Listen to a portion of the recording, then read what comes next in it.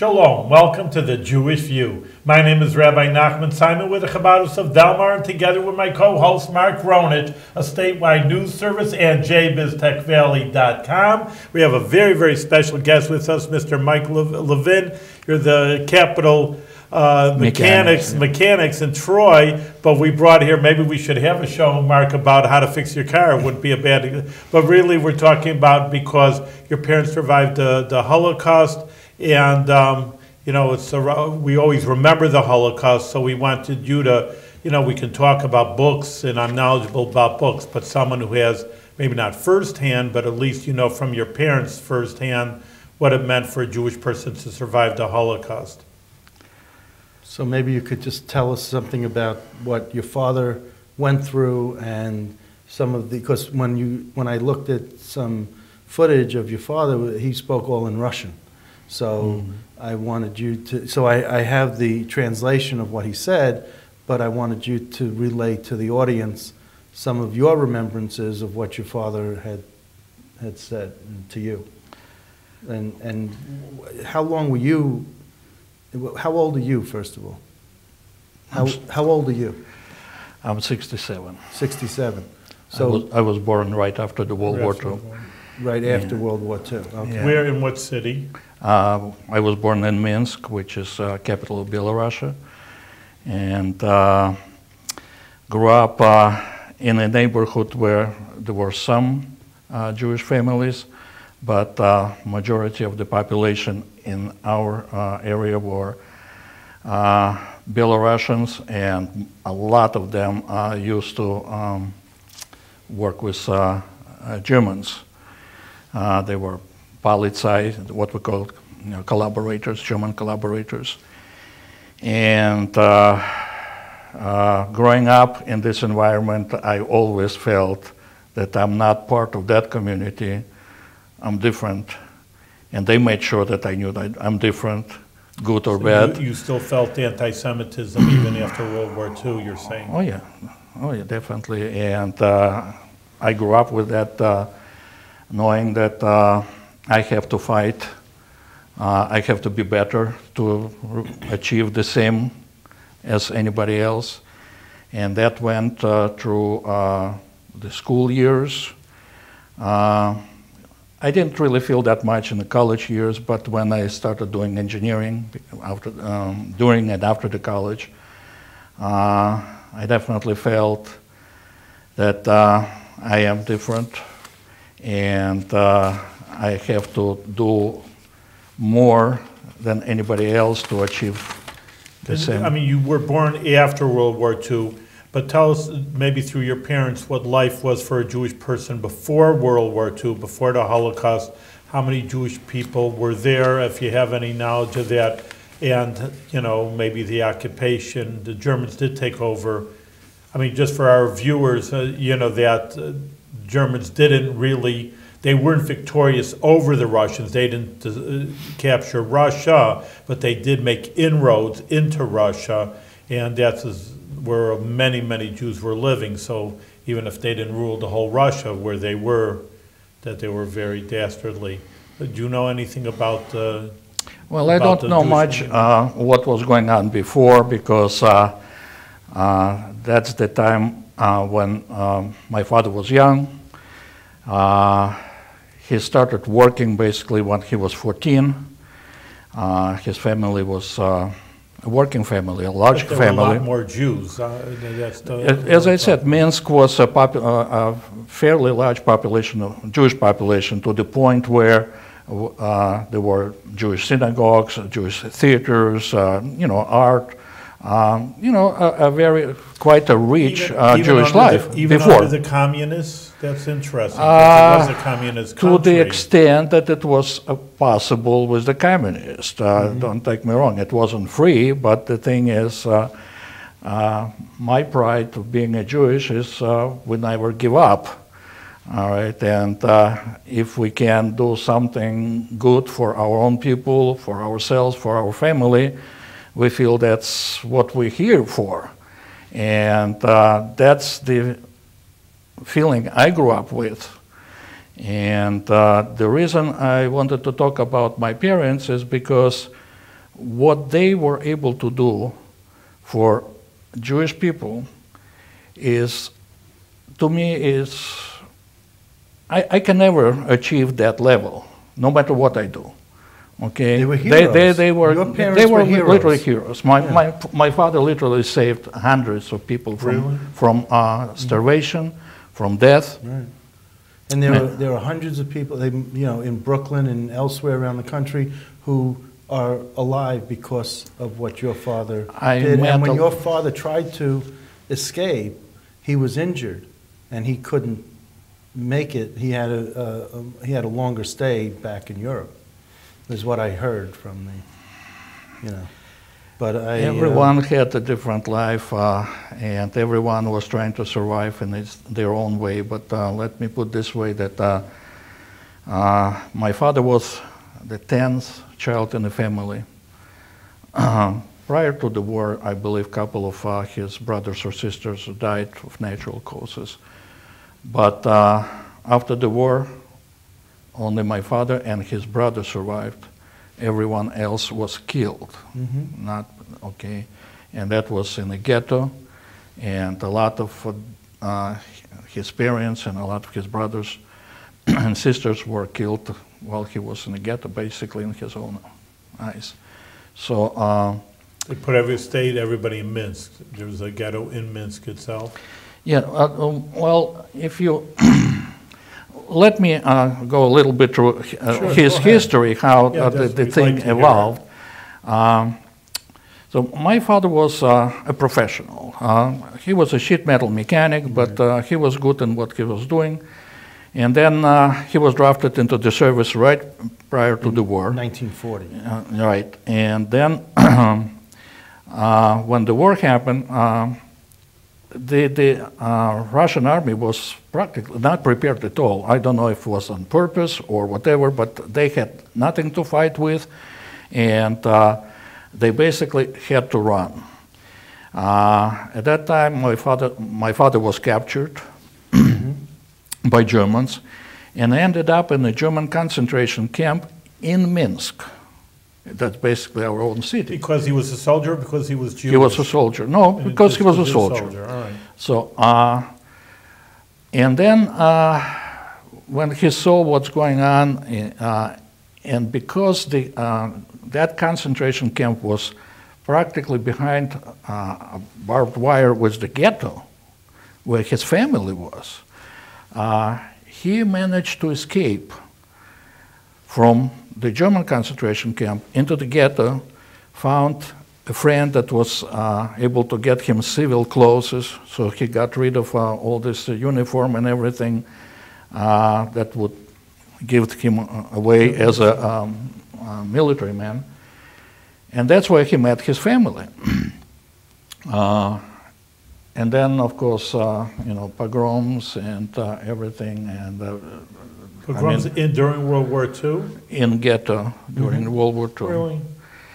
So he was young enough, he was professional, he was able to do some work there, so he was able to find some food and try to feed the family. But when the family was shrinking because of the pogroms and everything, of the killings, it came to the point where he said, it's either I'm going to try to leave or I'm going to die together with them. So what he did is he organized an escape. And his main issue was to find someone who knew the area around the city that could possibly bring them to the partisan camp in the woods.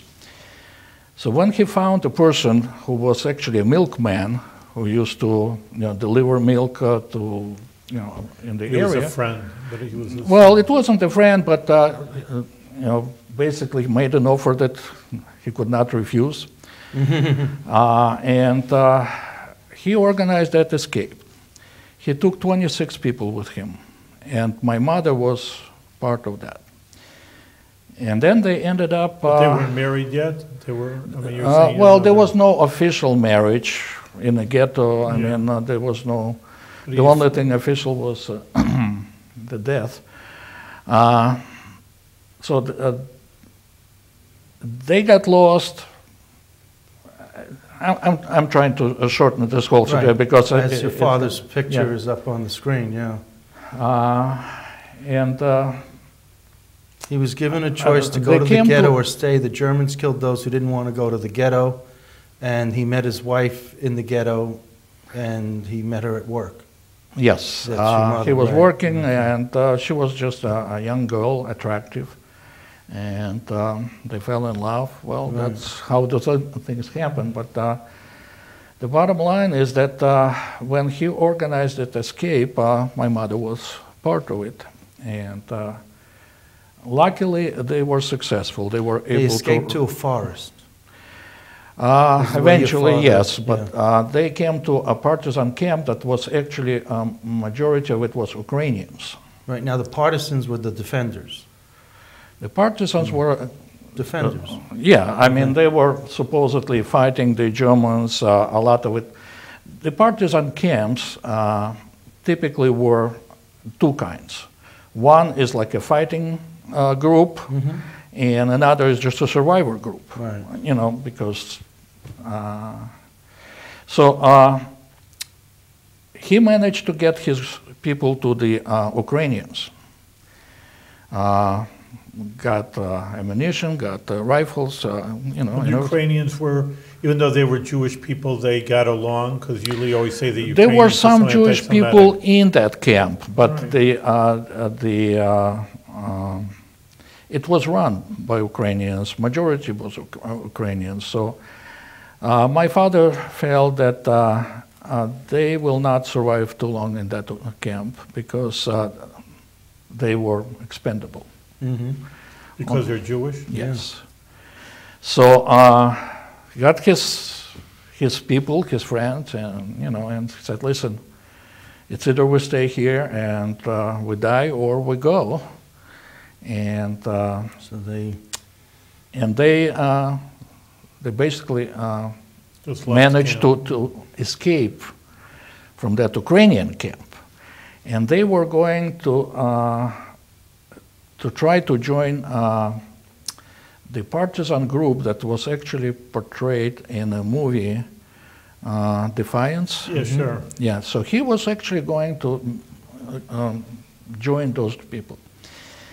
And on the way to that partisan camp, he met a commanding officer of another group, and the guy basically went on his knees and he said, "Naum, where are you going?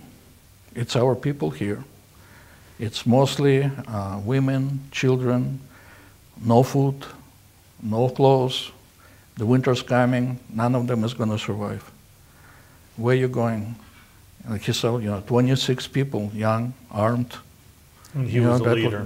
And my father was the leader. So my father said, well, he was hoping that if he joins that other group, which was predominantly from Jews from Poland, that after the liberation he would be able to migrate to Poland and from there go somewhere, away from Soviet Union. But when he saw people that he grew up with, people from our city, children, he stayed. So just one night in the morning, he rounded up all his guys and they went out to look for food, for clothing. And the only source were the German collaborators, the Belarusian collaborators, not the peaceful people. But because the peaceful people were poor to begin with. They were robbed by Germans and everybody else. But the collaborators, they ended up with all the goods from Jewish families and on and on. And so, that were the prime target. Right. But a lot of those settlements were not far from the German divisions, maybe a kilometer away. So he said, we couldn't shoot, we couldn't do anything, just cleaning rods. And to make the story short, 2 weeks later, they were going back with wagons, horse wagons, loaded like hay, with clothing, pigs on the top, cows behind them. So he basically brought the food and clothing to the entire partisan camp. And it says, he says on his video that he was happy that he found some berries because he was so hungry. That was later. That was in the while he was in a partisan camp. Right. They had they were in the fights. Mm-hmm. Yeah. Go ahead. In the fighting, because the Germans were constantly looking for them, obviously. So there was one situation where his commanding officer and him were out on a mission or something like that, and they were like a German group with machine guns, and his commanding officer was shot, wounded, couldn't walk. So my father said, give me your machine gun and I'll cover you and you crawl to the woods. And he said, I can't do it, I just can't do it. All right, so I said, well, somehow you have to, but the commanding officer got his gun and basically shot himself.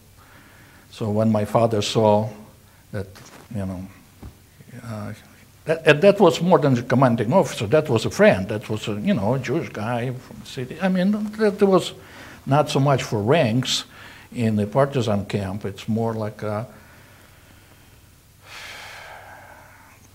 probably the Jewish word mitzvah describes more than the commanding ranks, okay, in these situations. Okay? Remember, they're a group. Yeah. A group together. So that's when he actually ended up running from those German soldiers and ended up deep in the woods, didn't know which way to go, so went one way, didn't get anywhere, went another way, and came to a house. And there, in Belarus, there were like settlements, like a single house in the middle of nowhere, and it's like, you know. So he listened to see if you know, any Germans there, and he heard a language that was not really familiar with them. So he said, well, got to do something. Yeah. So got in and said, where are the Germans? And he said, no Germans. Said, what you're speaking? He said, well, I was just fighting with my, we're Polish, I just was fighting with my wife in Polish. So I said, all right, you know, being armed and, you know, got some food. But most important, he managed to get the son of that family to show him the road back to the partisan camp. But by that time, the partisan camp moved because the Germans were pushing in. So, and again, I'm just bringing just little stories because I'm trying to describe a life, like everyday life in the situations which You're doing a good most job. people would not even think possible. You know, living in the ground, you know, not having any utilities or, you know, not being able to wash. Well, that's one thing that your father did say, is that there's no water, no toilet, no shower, and the toilet was out in the middle of a yard, or he brought water 200 meters away from a well, and, you know, I mean, just the water, just the basic lifestyle was just, it's almost well, intolerable. I don't know if you can even call it lifestyle. It was a survivor. Right, survival. Surviving. It's probably more appropriate to call it because you can't call anything like that A even lifestyle. a life. When your father went up to this Polish household, was your mother with him, or was he No, alone? my mother, she had a short rifle, but I don't think she ever knew how to use it. But my father was the commanding Right. officer of his group. So where was your mother with all of this? She was in the partisan camp with the rest of the people, and as Okay. I said, this was not a fighting group. This group was pretty much a survival Okay. type of group. So a lot of elderly people, women, children. So I wanted to, segue and talk about your mother, about what her life was like in Minsk and how she moved and what was her, because I got to tell you, she's very proud of you and your brother. Well, she spent her life for that. Yes, So, yes. I mean, it was just amazing hearing how she talked and. But that's Jewish way. Yeah. That's Yiddish mama. Right, but she was pregnant. Was she pregnant during this time with your They brother's did have a child. They did have a child in the partisan camp, and the child died from pneumonia because there was No no medical stuff, doctors, right. no medication, no conditions, and that was a tragedy, of course. So it's just Not you? to mention that there was a situation where she's got in a situation like a quicksand, and she was actually sinking. Really? And she had the child in her hands, and she couldn't do anything. Yeah, that's my mother. There Yes, she yes. is.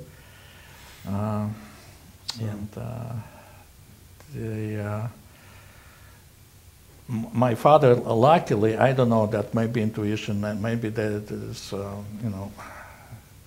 From a shed. brought him in, and he said, his words were, he said, I didn't know how I managed, but he broke a tree to put over that quicksand to get there and grab my mother and pull her out of that quicksand together with the child. So it's just you and your older brother? Yeah, but my brother's 5 years younger than me, and I was born after the war. So I'm the second.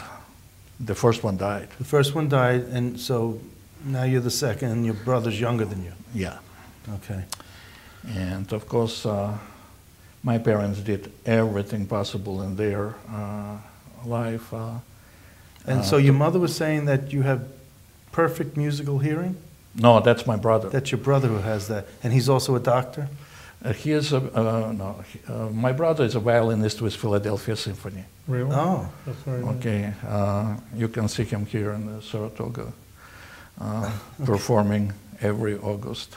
Okay. Yeah.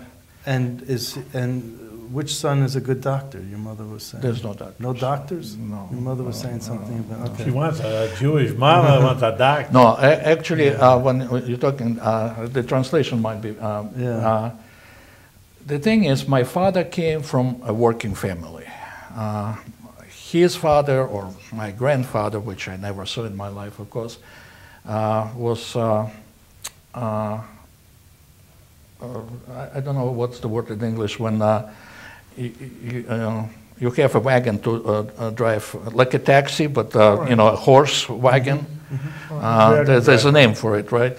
Balagala in Hebrew. Yeah, that's what he wagon was driver. doing. Yeah, and brothers and sisters, they were all working.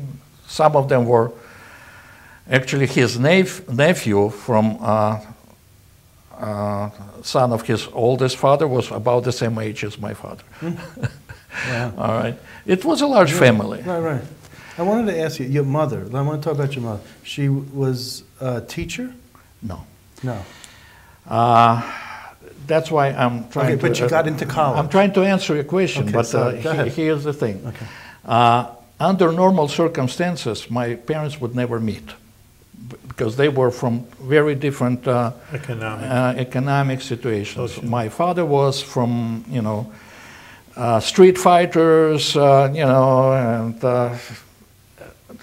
he could stand for himself, but most important, he would get in a fight for every time he hears a dirty Jew or something like that. I mean, it doesn't matter if he knows the person or not. He would get in a fight because that's the way he was.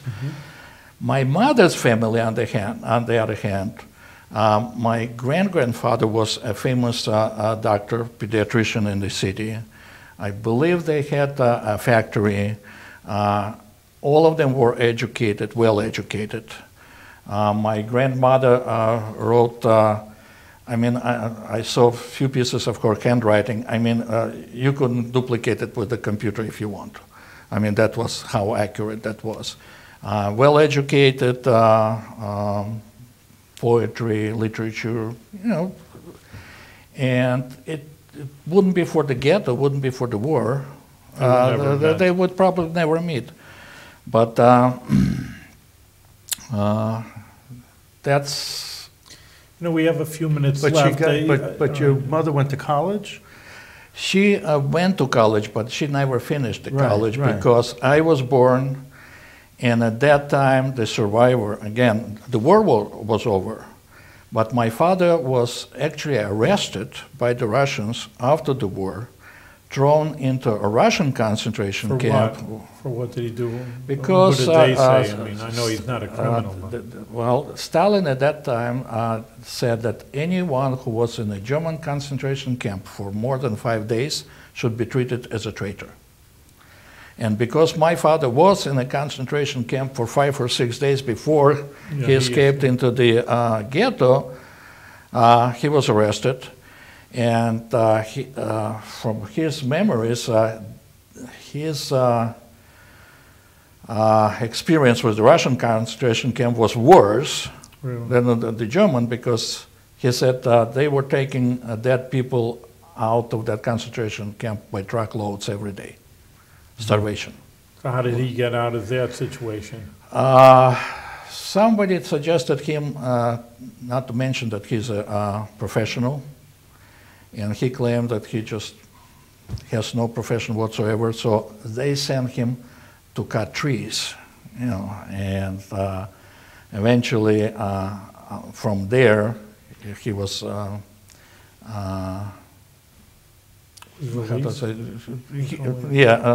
not being. If they would find out that he's professional, they would never let him out of that plant, because it was an airplane manufacturing plant, and he would die there. But being away from the plant, they didn't really need him anymore. So you all left the Soviet Union in 1977? My parents left 3 months before, 78. I came in 78. You came in, and they left in 77? Well, thereabouts. That's about, it was the beginning. It's either the end of 77 or very beginning of 78. A lot of Jewish people left then. What brought you to the Albany area? Job. And where did your parents, where did they start? In New York City? Yes, we came to Brooklyn, Nayana. Great appreciation for all these people that helped us to come in, hire us and so forth. The first thing I was able to do is any money I was making was going towards to paying off my debt to Hayas. But you have 2 college degrees, right? I have, in my degree is considered master's degree in this country. It's equivalent to master's degree. In what? Engineering? Engineering. Engineering. Mechanical engineering. And I was doing a lot of mechanical engineering in this country, although I came with no language and it wasn't easy. But actually, you have a good English actually for being here. Why did you start Capital Mechanics? That's a long story. Well, we have 2 minutes left. The thing is, 1 minute left. To try to answer that is that I've done multi-million-dollar projects. And I found that in this country, engineering is a lot of politics, not so much engineering. And I'm kind of a hands-on engineer. Show me a problem, let me crawl through it, let me figure out how to work. That's me, okay? But politics and meetings and so forth, that's boring. Not boring, but the thing is, I never saw a real purpose in it. I always ask my bosses, who's paying for the meetings? And he could never answer me, because I said, you have the most expensive people in the company sitting for hours with no agenda. Tell me, how is that can be profitable? And I never got an answer. Hands-on guy. So you feel better running your own business? I'm with my customers. Right. I may be wrong in suggesting them something, but I don't have anyone to interpret That's right. me, okay? And if I ever achieve anything that my father achieved, helping so many people, I have a much better opportunity at Capital Mechanics than even doing the engineering with all those multi-million-dollar projects. Thank you for that. I appreciate Yeah, you. Mike, we really appreciate you being here. I mean, you have more stories. Maybe we'll ask you again to fill in even more stories. I think it's important that the new generation, that it's like 70 years after World War II, understand, you know, the Jewish people in America have it so easy. I mean, compared to even life in Russia, let alone living through the Holocaust. And it's important for them to know their history, that this is what Jewish people lived through. And, You're exactly right. A lot of people talking about 6 million lives, but 6 million is a number. 6 million lives is something different, because 6 million lives could have children, Right. grandchildren. We could have a whole generation of people that we don't have because of that. And somebody has to remember and make sure that this never happens again. Thank you very much. Thank you. Thank you for the opportunity.